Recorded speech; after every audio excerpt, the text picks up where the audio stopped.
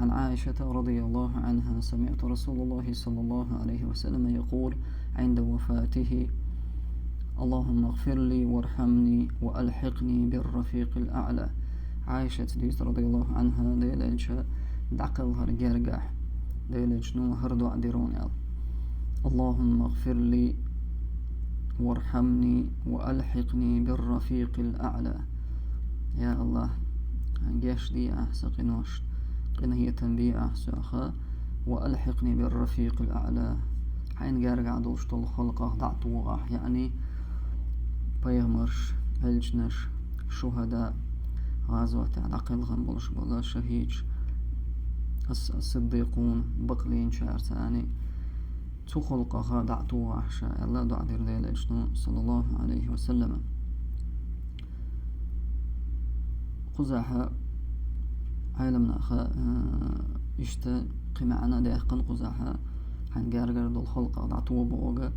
يعني يلسمنا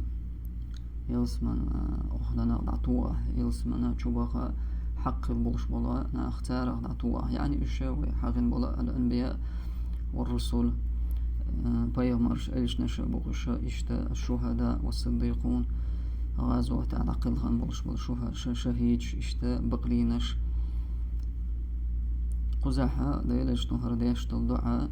صلى الله عليه وسلم ديلش ندين دولش الدعاء هرداح تونا تعني مماحتيلا ولا رستوش ولا رديوخش دين دعاء داحتر أي لبناخ بلغل مدر دلع وقعها هردعاء در ديلش نبحان هغلا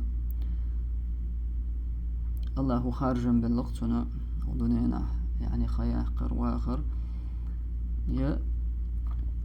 يعني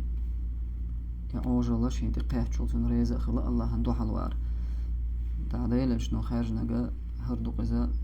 وألحقني بالرفيق الأعلى. يا الله حين قاد عبيق الله هو ليرن دولشتون هما تنخ ريز خلا إذا اشتاق ما عنده قزا الله هندو حلوخا لأنتنا إخارجا نقتوه شين خارجا بلج خينا هند ألشا هو رباي مرا الله سبحانه وتعالى تا وضرت إقاح خينا تير عوجل تقاح شتانا خارجا ما لش الله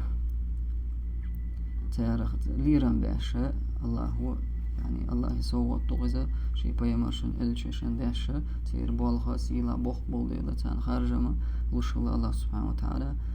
يا عوجلان تقاح عوجلان ريز خلا الله دوحل دعويد هاي قيدا خنا